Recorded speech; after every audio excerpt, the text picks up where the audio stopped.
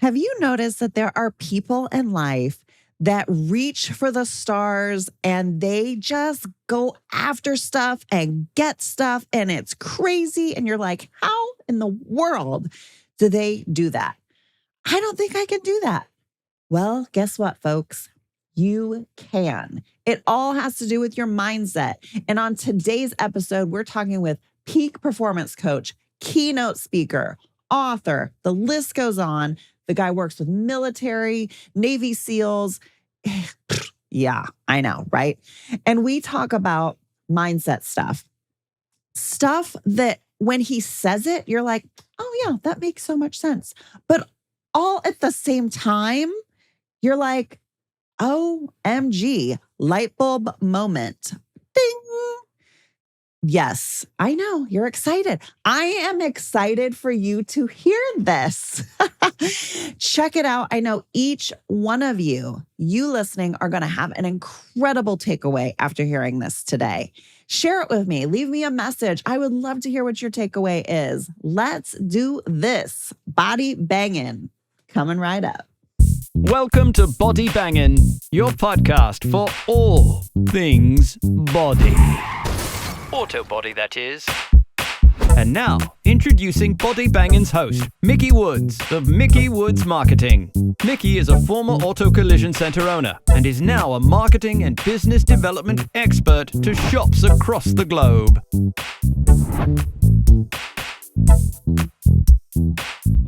Hello, everybody, and welcome back to today's episode of the Body Bangin' Podcast. I am just so stoked that you guys keep coming back. Why are you doing it to yourselves? Because it's so good. Week after week, we get more and more downloads, more and more views, and I'm so appreciative of all of you. So make sure that you are subscribing on YouTube, that you're following, whether you're on Apple Podcasts or Spotify or whatever it is. And we're going to dive in today to a topic that I personally, in my personal life, am passionate about. And I have been talking a lot about it with people in the industry, and that is the topic really of mindset. And I have my personal performance coach, Chris King, on today. What's up, Chris? So good to see you. Say congratulations on all the downloads and the views. Clearly, you're trying to change that by having me back. So, right. Got like a self-sabotage thing going on. What's happening here, Megan? Yes. No, and I had Chris on a while back and got such great feedback. So many people really resonated with what we talked about that I thought, let's do it again. Let's talk about it again. Not only because I love to talk about it, as do you, but so many people are really craving different, more. I don't even know. Like it's how do we even sum that up? So let me preface this. Chris King is a keynote speaker. He's a performance coach. He's an author of an incredible book. You guys need to get this book. I bought it for my friends and family. They all loved it. I've read it 3 times already. Renegotiate Your Existence, Unlock Your Impossible Life. And seriously, so good. I'm probably forgetting all the other things you do. He works with military, helps people really push through and break down boundaries and barriers as a coach, and has helped me personally so much. So getting all that crap out of the way. All the big fluffy intro stuff, right? Yes. So I was thinking I was thinking about it last night with you coming on today. One of the first things that you and I talked about, it was our speech and how powerful that is. And we've been working together now for a while, and I'm still very mindful of it. So let's talk a little bit about it, because I don't think people realize the power of their words. Well, I can sum it up in one word: abracadabra. Right? You've heard that, the magicians, abracadabra, when they make magic happen, right? Yes. Abracadabra is a word that's derived from Aramaic, which means I create as I speak. So, and I heard somebody say, well, this is why, when we write words, we call it spelling. We're casting spells, right? I don't know if that's true, by the way. That second half, I don't know. I heard it. So sounds cool. Right? And Nietzsche was really tuned into this, right? He said you could tell where a society's been and where they're going by their language. And it's true, because the way your brain encodes and decodes language will have a profound effect on your neurochemistry, on your physiology, on your mindset, on your framework, like the whole thing. And this is where your reality starts, is right in between the 6 inches in between your ears, right? That's where it all began. Mm-hmm. Yeah, I love that. And as we started to get into it, I know you gave myself a list of things to be mindful of when I'm speaking. And at first, I have to be honest, it was like when I was catching myself saying these words, like just, or I can't, I don't have enough time. So a lot of common phrasing, and I was catching myself doing it. I thought, wow, I'm really jacked up. But I heard you say something recently. You did, you were a keynote speaker and I watched it and it was awesome. And you had talked about how culturally right now, where we are, this is the way our culture really speaks. And that really hit me, because it's not like we're so bad because we're speaking this way. It's almost like we've been almost conditioned. Mm-hmm. You think, like, what do you think about that? Well, what's happening is that the world at large does not support authentic empowerment. It does not support your sovereignty. It does not support you as a sovereign being, as an empowered individual. So a lot of things are framed in a have or have not dynamic, right? Whether or not you have time, whether or not you have money. This is an external orientation that smacks of victim mentality, right? So whenever we look through the lens of have or have not dynamic, we tend to have not. I didn't have time. I can't afford it. All of this is an offloading of personal responsibility, because at the end of the day, you are in charge of where your time goes. So if I say I didn't have time, what that means is that's not my excuse. That's my result, right? The result is I didn't have time. Well, what is that a result of? I didn't budget accordingly. I did not manage my clock correctly. That led to I don't have enough time, right? Right. But when we say it in one way, I have not prioritized correctly. That's on me. If I say I didn't have time, that's outside of me and subsequently beyond my control. Yeah. So taking the control back. Yes. And the self-accountability. Yeah. Right. Which is so powerful. I mean, when we're talking about it in a business sense, we have mainly like shop owners and managers and techs. Well, we have vendors also. People in the business world listening, it's so easy to use all the have not words. Isn't that, I feel like that's the easy way to go about it. Yes. It's the easy way, and it's the way the ego loves. The ego loves to offload responsibility, so it's not our fault, quote unquote. Right? It feels. Have you ever really screwed something up and then tried to pass the buck, whether it's business or professional, right? And sort of, well, it's their fault, or this is why. Right. That feels really good in the moment, because we can offload the pain and the guilt that we experience, right? But the long game, how good does it feel to own your shit? Yeah. Like, if you ever come up and say, you know what, I really screwed up here, and here's what we got to do. Right. Like, the ego loves to offload the responsibility, but I'll call it the soul loves to accept personal responsibility, because personal responsibility is power. Offloading responsibility is victim. And being the victim just never feels good. Not long game. Yeah. I love that. So when we're talking with people that are wanting to be their best self, like, your book, Unlock Your Impossible Life.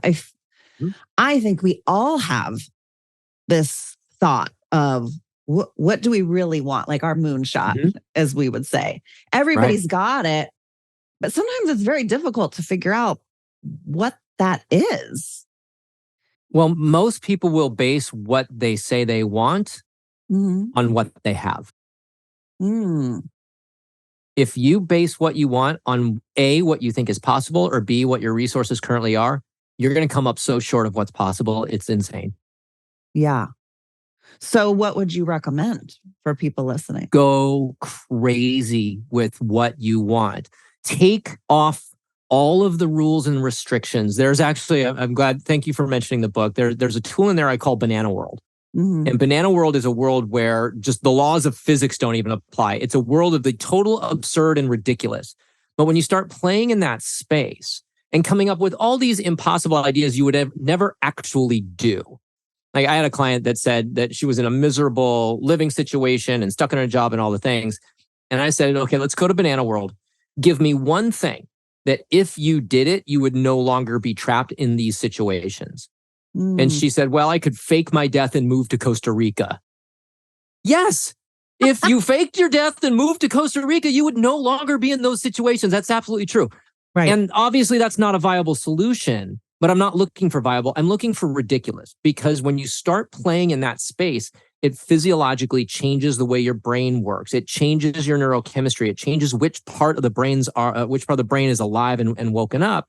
And the more you play in that space of fantastic and absurd, the more that these viable solutions start sneaking their way into your ideas. And the next thing you know, you actually have a solution to your problem.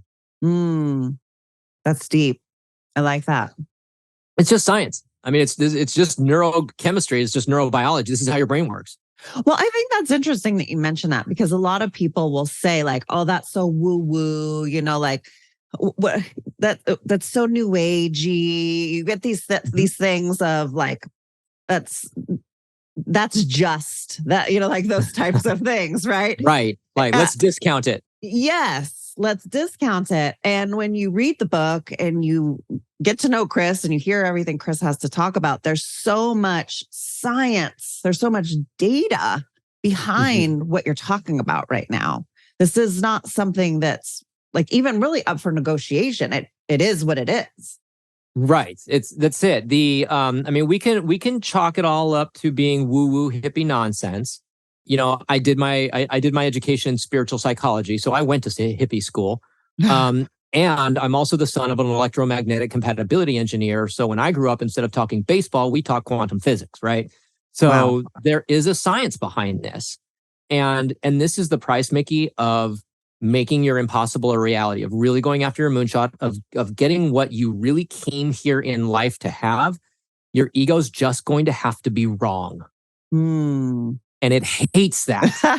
It hates being wrong. But I tell clients all the time, do you want to be right? Or do you want to get what you want? Do you want to be right? Or do you want to be effective? Do you want to be right? Or do you want to be rich? Do you want to be right? Or do you want to be happy? Do you want to be right? Or do you want to be loved? If you can let go of the need to be right, I will change your existence. That's cool. You've read the book, I'm sure, Dr. Joe Dispenza, with You Are the Placebo. And it goes a lot in line with what you're talking about. It's really like, it's up in here. We in our minds dictate what our reality looks like. Yes. It's in here and out there. Because just through the lens of subatomic physics, looking at an object has a physical effect on that object. We can measure it. So what you look at, what you think, has a physical world reality charge. Yeah.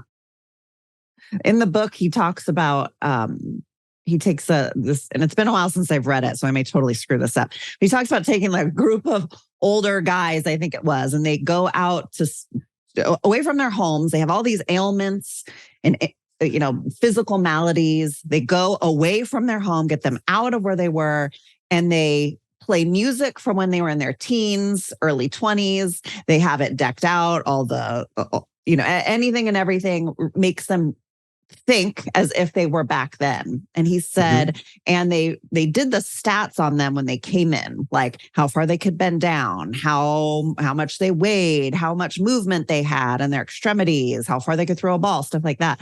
By the time they had been there for a week, out of their place, living as if they were back at that age again, all those numbers when they remeasured were off the charts. These guys were throwing like they were young again. They were sitting and moving and standing. I feel like that's exactly what you're talking about, because the only thing that changed was their perception. Yes. But how powerful is perception? I mean, we can go back to 1954 to talk about this. And there's no shortage of studies, right? They've run experiments where the only control factor was the scientist running the experiment, right? In one experiment, the scientists believed it would work. In the other experiment, it believed it wouldn't. Well, the one that believed it would, it did. The one that believed it wouldn't, it didn't, right? And we can go back to 1954 with the Bannister principle. It was, according to the best science at the time, it was physically impossible for a human being to run a mile in under 4 minutes. And people were trying to make this happen for decades. Yeah. And in May of 1954, Roger Bannister did it in 3 minutes, 59 seconds and change. And after decades of chasing this record, his record lasted 47 days. Wow. 46 days, right? Wow. Because in that moment, the collective consciousness of the world shifted. And all of a sudden it became possible. And once it becomes possible in your mind, it becomes possible in your life. Wow. So what do you think about then visualizing what you want for yourself and what you want for your life? Visualization is one of the most powerful tools you can use, because have you ever heard somebody say something like, dress for the job you want, not the job you have? Yes. Yeah. That's because it's partially a visualization technique, and the brain doesn't know the difference between fantasy and reality. It only knows what you're telling it.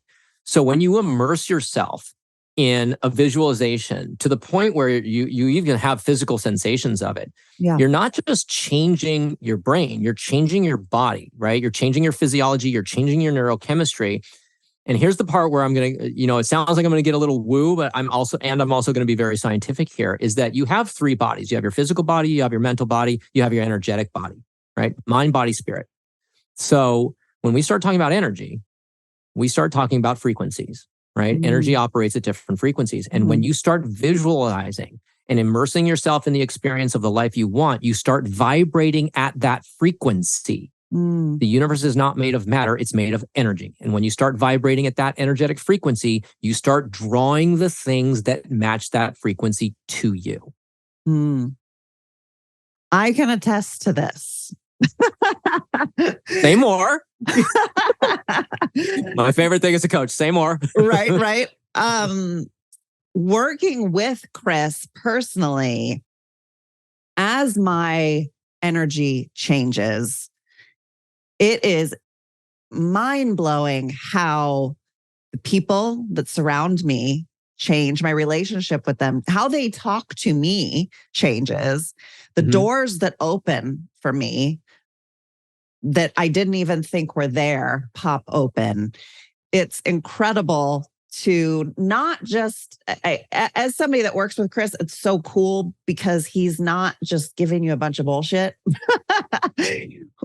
We work on these things, and I have personally seen them come to fruition in my life and in the life of people in our group that we work with. And it's incredible. Like you're talking about, once your energy and what you then almost, how do I say it? You allow yourself to go there. Like, yeah, this is what I want. This is who I am. And that allowing yourself is a bit of a process. Yeah, permission is everything. Give yourself permission. I had a client, here's the thing, it's all about velocity, right? I had a client that came to me. She's a professional service provider. She wanted to increase her revenues. She wanted to be much more emotionally regulated, decrease her stress levels. And she had some troubles at home with her husband. And when and had I done those things like a standard business consultant or business coach, we would have worked on the business and we would have set sales goals and we would have employed these metrics and paid attention to KPIs and all this kind of stuff. And that would have taken, I don't know, a year, 2 years, whatever. And then there's the stress levels. We got to teach you emotional regulation so you can downregulate yourself. We got to teach you meditation. We got to do all this stuff. And that's going to take several more months on top of that. And then we got to deal with the marriage. Well, anybody that's ever been in, counseling or marriage therapy or anything, that's going to take another couple of years. We're talking about a 5-year investment. She started working with me. She texted me and she said, "You've doubled my revenues. You've eliminated my stress and you saved my marriage." Mickey, it took 4.5 months. Oh my gosh. Wow. Because we adjusted this at the consciousness level instead of at the tactical business KPIs. Right. I will adjust somebody's business or life way more by adjusting what's happening in their consciousness and in their belief system and their energetic field than I ever will by paying attention to KPIs and market trends. Yeah. And I see that in so many people that I work with in my life, of all of these things that they want to do. Well, I'm going to game plan it out. I'm going to do this, this, and this. It'll get me to my goal. And it never happens. And they'll redo and they'll revamp the plans to get to where they want to go. And they never get there. They never get there. They'll get some part of the way and then it falls off. And it's what you just said reminds me of watching those people. And for the longest time, I couldn't figure it out. I was like, if their strategy is there, implement the strategy. Mm-hmm. There's such a big piece missing. Yeah, there's so much more to it. Yeah. You cannot rise above the level of your self-concept or what you think is possible. Right. If you really don't believe it, it won't happen. So you have to do the inner work. You know, what I say is like, look, growing your business or whatever it is you're doing is not the goal. It's the result of what is it the result. That is your goal. Yeah. Right. And a lot of time, this has a lot to do with adjusting what's going on in your inner world. Your outer reality is a reflection of your inner experience. And I've had no shortage of clients tell me, I know I deserve more than this. I know I deserve a better job. I know I deserve a better partner. No, you don't. You don't know that. You know it in your mind, but you don't know it in your energetic body. You don't embody it, because if you really knew it, you'd have it. It's that simple. Right. You don't really know it. If you don't have it, you don't know it. It's that simple. So how do you recommend the people listening go about knowing it? The things that they know they deserve better. They know they deserve more. They can't quite get there. Where do they start? Ask the question, how do I start to know this in my body? As opposed to knowing it in their head. They know it in their head. That's the easy part. Yeah. I can shift your head in a couple of minutes. That's easy, right? But to have an integrated, embodied knowing, that's a whole different thing. So, you know, and I train people all the time, as you know, Mickey, I got to get you out of your mind. I got to get you out of your mind. I'm not going to do the mental thing with you. I'm going to get you down deep. I'm going to get you down in there. And this is why, you know, recently I've adopted a title that I was assigned by another client. Called me, he said, you're not a coach. He said, you're an executive shaman. Yeah, there's a lot of energy work here. Yeah. Right. That's actually perfect. But if I can get you out of your head and into your body and into your energetic body as well, so that the question for somebody that does not have somebody that knows how to do this is, how do I get out of my head? How do I believe this in my being instead of just in my mind? Right. That's the difficult part. And as somebody that's going through, and I don't think we ever stop going through the work. It's always a constant evolution and progression. Personally speaking, going from the mind to the body is very vulnerable. Yes. It's vulnerable and it's terrifying because you have to admit the thing that you have been avoiding. Right. And I've had clients who have built up their company over the last 20 years, and I created a container where they had permission to be true, really honest with themselves, and they finally surrender. Go, oh, I don't want this thing anymore. Yeah. When you give yourself permission, like here's the trick: give yourself permission to know without having to do anything. Like, this is not a commitment to making any changes. In fact, I'm going to bind you from making any changement for 30 days subsequent to the knowing. Right. If you bind yourself and say, okay, I am not allowed to do anything with my truth. What is my truth? Boom, it'll drop in you like an anvil.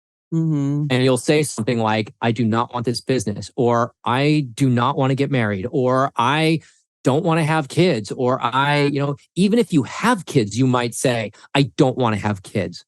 That's totally okay. It doesn't mean we're going to go sell them or something. Okay, that's not what we're talking about. right? We're talking about accessing truth because it's going to open the doors that are going to lead us to where we need to go, right? So that's the trick. Yeah. Give yourself that permission, knowing I'm not doing anything here other than knowing. That leads me to the judgment piece of this. Yep. Because what you're saying sounds great. Having done the work and doing the work, it's allowing yourself to go there without the judgment of yourself. Right. You cannot make yourself wrong or bad for your truth.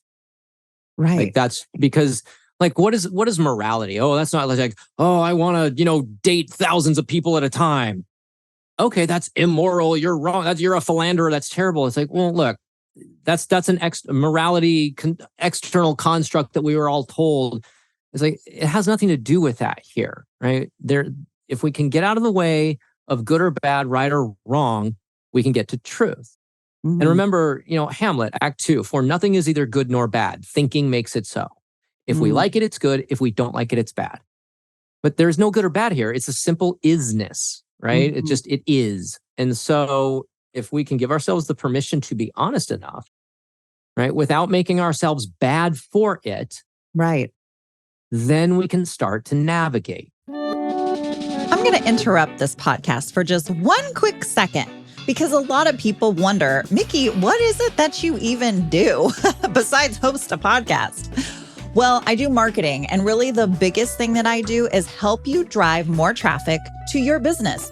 And not even just more traffic, but consistent traffic to your business. As a former shop owner, I know how important that is. So if that's something you're interested in, or you just want to talk about marketing or developing your business in general, feel free to reach out. You can visit collisioncentermarketing.com. There's a calendar on there, and you can just book a time that works for you, and we'll set up a phone call. Or you can email or call me, and my notes are down in the description of this episode. But I hope to hear from you. I'd love to help you build your business. But in the meantime, you better get back to this podcast because it's really good.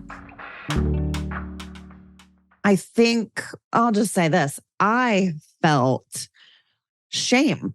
I felt disappointment as these things were coming out. And thinking those things about myself, I assumed that others would feel the same. And in the type of group that I'm in with Chris, there's actually a group of us. And it's very freeing to share some of these things with people that you don't know. And it's complete acceptance. And meanwhile, in my own mind, it was this judgment, this shame, this embarrassment. Right. And then when you get it out and you're like, nobody cared. Y'all don't care about this. You were thinking they were going to be shitting on you the same way you were. Yes. Right? Yes. It's, I wouldn't say go out in the world and share all this stuff necessarily, right? It's about having a safe container. I will say this much. In my experience, when people are in their, when they're in their truth and when they're really with you, it's very hard to stick somebody who is being vulnerable. It's very difficult to, you might judge them. You might not like what they're suggesting, but shame really cannot exist in the light. Once we share it, it's very difficult for it to have any real power. And ultimately, nobody can shame you. I've heard that a lot, in this victimized culture that we live in right now, where everything is offensive and it's all everybody else's fault. Yeah. Nobody can shame you. I hear this, you're shaming me. Actually, no, it's not possible for me to shame you. Your shame comes from you. Yeah. It's, and that's that's just both psychology and neurochemistry, right? It's just, I don't control your feelings. If you're feeling shame, that's on you. Yeah. Yeah. That is one thing that we talked about that was very powerful that I step into when I am personally feeling a certain type of way. This person is making me feel this way. I stop myself and think, what's going on here that I am allowing myself to feel this way? Right. What I say is when somebody's pissing you off, they're not pissing you off. They are revealing the pissed off that is within you already. So it's like, I don't like that you're revealing my shame. I don't like that you're revealing my pissed off. I don't like that you're revealing my sadness. And you don't make me that way. I don't make you happy. I don't make you sad. I don't make you mad. I don't make you ashamed. I don't make you anything. Because to say that is to say I control you and you are a sovereign being. Always. Yeah. Everyone is a sovereign being. Yeah. Well, it's interesting. I think everybody on the call or listening can relate. And I did this recently, is I read through an email and the mood that I was in, there were a lot of factors that play into it. When I read it, I took it to mean this and it felt like this. And I was upset about it. I went back and read it later and was like, that's actually not what they wrote. So it's very interesting how we were talking about perception and how other people really don't have control. That was all me. I created that whole thing. Crazy. And you'll see you'll read those emails through your lens, and depending on what lens you have on in the moment when you're reading it, right? So you'll see it. If you're looking through that lens, you're going to see it that way. The character Hello Kitty is brilliant for this. Hello Kitty, what is Hello Kitty expressing? Is a trick question. Because no matter what Hello Kitty's doing, Hello Kitty's expression is nothing. Hello Kitty has no expression ever, no matter what Hello Kitty is doing. So when you look at Hello Kitty feels exactly what you're feeling in that moment because you are projecting onto it what you are experiencing and see it in this expressionless character. Wow. So that's why it connects so well. Hello Kitty has no emotion, has no feeling, has no expression. It is a reflection of you right there and then. Wow. That's really crazy. I never even realized that. No, why would you? Right? Yeah. You're just like, I love Hello Kitty. I'm a man and I'm still like, man. No, Hello Kitty's awesome, right? I mean, I can totally identify with Hello Kitty because it feels what I feel because it's reflecting back to me exactly where I am in the moment. And the same with emails. You are reading it where you are in the moment. Yeah, that's good. Now, at the risk of being a little woo, if you do have an energetic kind of sensitivity, when somebody sends you an email from a snarky place, even if in the text it isn't there, sometimes you might feel it. Like you just know they're being snarky. Yeah. That's because everything is energy. So when a communication comes to you it's not just what you say, it's the energy that it rides on. Right. So, I mean, I can say the most offensive stuff to my buddy and he'll never get upset with me. Because the energy that it rides on is, man, I fucking love you. Yeah. So, and everybody's had this experience. Anybody listening has had that experience. And they just know when, if somebody sends something to you with a certain energy, you're probably going to pick it up. Now, if it didn't come with that energy, it's on you. That's where you are. That's your lens. Right. And it's tough to discern. I was just going to say that can be tricky because really tricky. You've got to know yourself so well. And really own your shit. So, you know what? When I read that, I was in such a shitty mood, and that's why I snapped back at you. Right. You gotta own it, right? Yeah. Now, the work that you're doing now with people, I know you used to do one-on-ones. Now, are you only doing the cohorts moving forward? If there are people listening that think this is awesome. Well, we have a whole team of coaches that have different backgrounds, different training, different modalities, and work with different clients. I do very little one-on-one work right now. Every now and then, I will get what I'll call my little pet project or something where somebody comes to me and they've got such magic behind them that I'm like, oh my God, it's going to be so cool when I unleash that. I want to see it. Or somebody is real. I got referred to a client recently. She's a friend of a former client, actually. And the former client has sent many people my way. And so she sent this business owner my way, and she's really in it. And I asked her 2 questions over the span of 30 seconds and got to the core wound that's been going on for over 4 decades. And so it was really open. I was like, there it is. And I was able to get it. And now I'm like, well, I just cracked that open. It would be really irresponsible of me to not do something with this. And everything about that situation, if I can access somebody like that in that moment with that level of speed and accuracy, that's the universe telling me, Chris, I got something for you here. Right. And so I'm like, you got it. I got you. Whatever needs to happen. Because that is what I'm in service to. I'm not really in service to humans per se. I'm in service to the thing behind them that's coming through. Yeah. Well, I'm thinking for all the people listening to this, this is not work. I'll back up.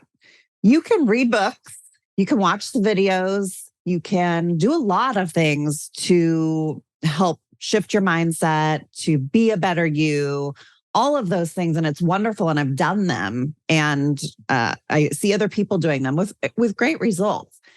Working with somebody like Chris, like his team, I'm doing a cohort, which is a group of us with Chris and Anna, which is one of the people that works with Chris. The level in which I'm able to personally, we do a lot of things, discover, shift, elevate, awareness is so much greater than when I'm trying to do things on my own. Mm-hmm. Because most of the stuff you're doing goes through the mind, right? The reading the books, the listening to the podcasts, the webinars, the seminars, the trainings. And a lot of them are a little dangerous. What I mean by that is a lot of like those weekend rah-rah events. Yeah.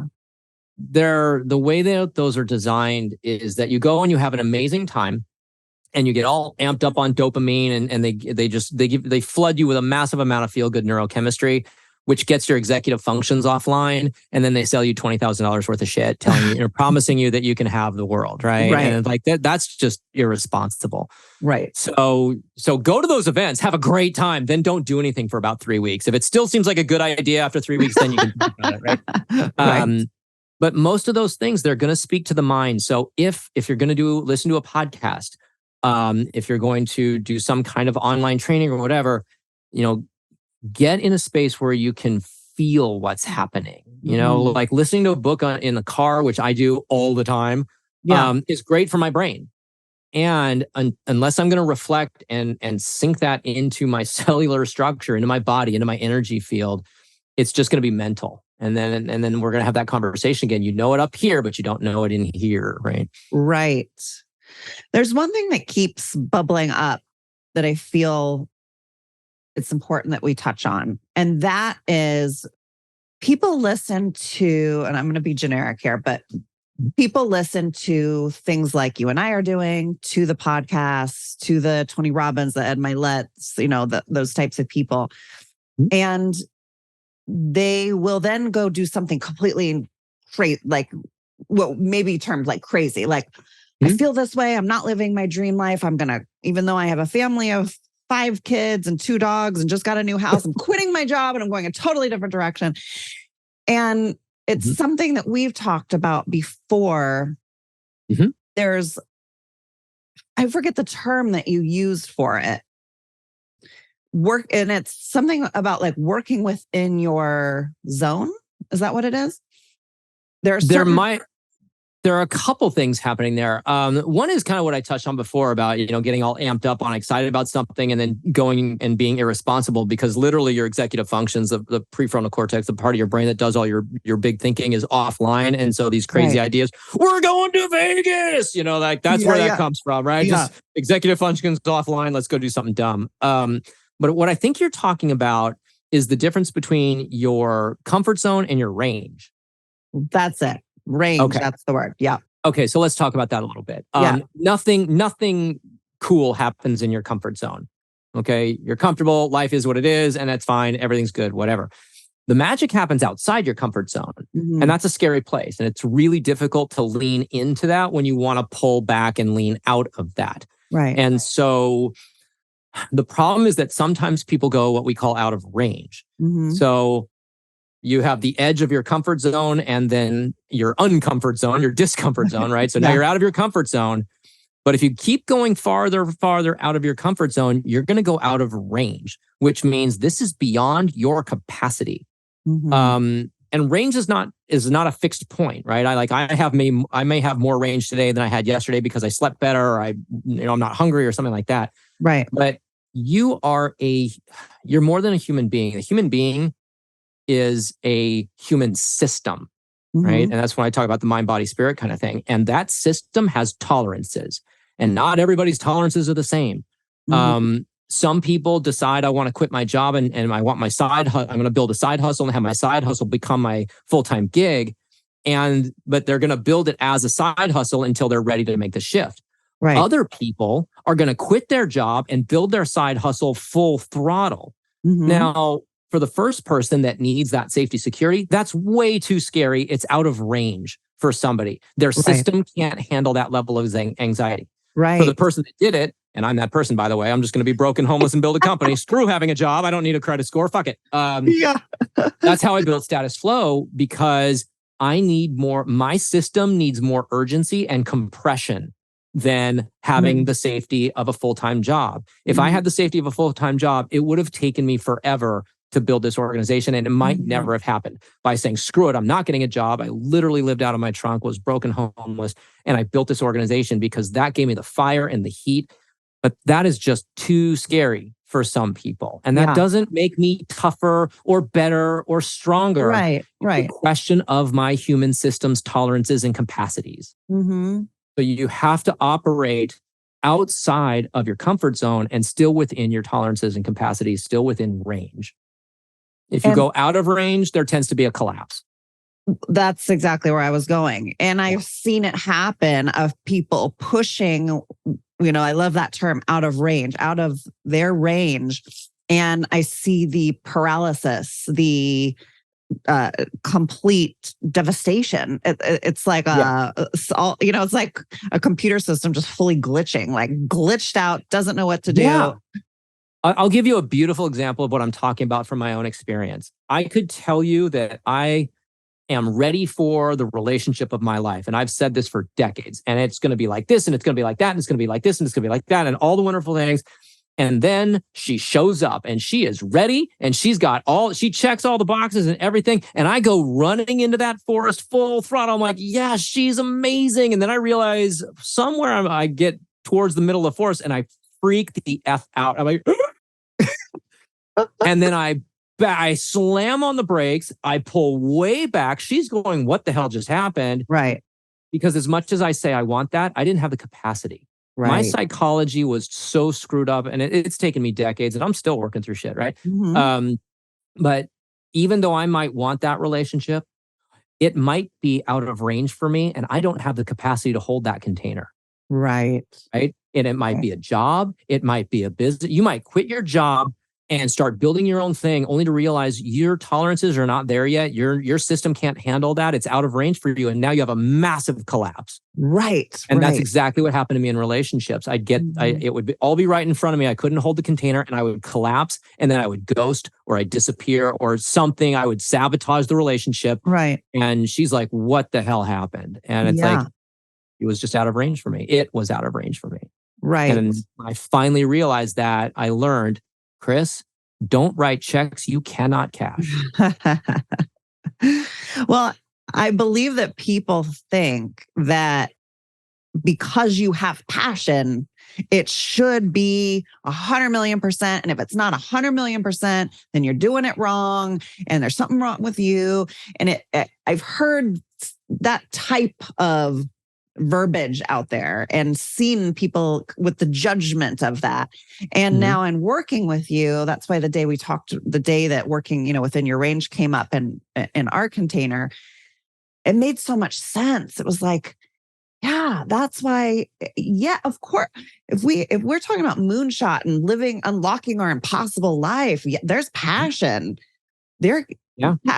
Passion can exist and also not completely abandon everything, because like you're saying, if you're not prepared for that, it can create much more stress, anxiety. God only knows what else would go along with that. Yeah. And this has to do also with psychology and with neurochemistry, right? When we talk about flow states and everything, it's, we talk about balancing the challenge skills ratio. If you really want to accomplish something, you're going to need a certain amount of focus and attention and passion. And so the challenge that you're working on needs to be a little bit above your perceived skill set.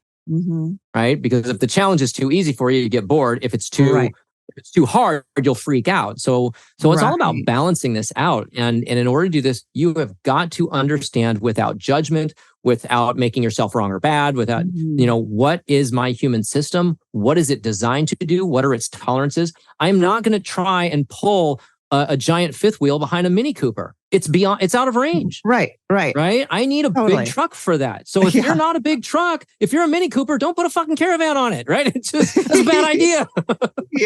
Yeah. So understand your human system, your tolerances, what works for you, what stretches you without stressing you, right? What takes you out of your comfort zone and still within range. Yeah. That's really good. Sometimes I forget while we're talking that I'm doing a podcast.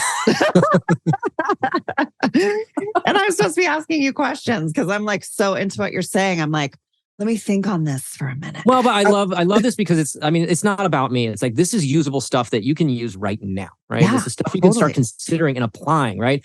Somebody listening to this right now, we have already had a massive shift in their neurochemistry, and they can probably feel it in their body as they say this right now. They're probably noticing it. Right. Like, he's right. I do notice something. They might not be able to articulate it, but they're noticing it right now. Right. Well, we talk a lot about the energy thing. That's one thing personally I'm working on being very aware of is, like Chris said, that we are all energy. And in the book, he gets much more, and we don't have time for all of it now, but the drag and the lift and all of the things and how it all comes down to energy and being aware of the energy that you're feeling. Is it the energy of the email and that person you have to deal with? Is it, it's all energy. And I invite you all to get the book, check out the book, read the book. Chris also has a podcast, the Status Flow podcast, I think it's called. Yeah, we do. Status Flow podcast. We're working one-on-one with clients on the podcast. You can listen to people have a transformational experience in like 20 minutes. Boom.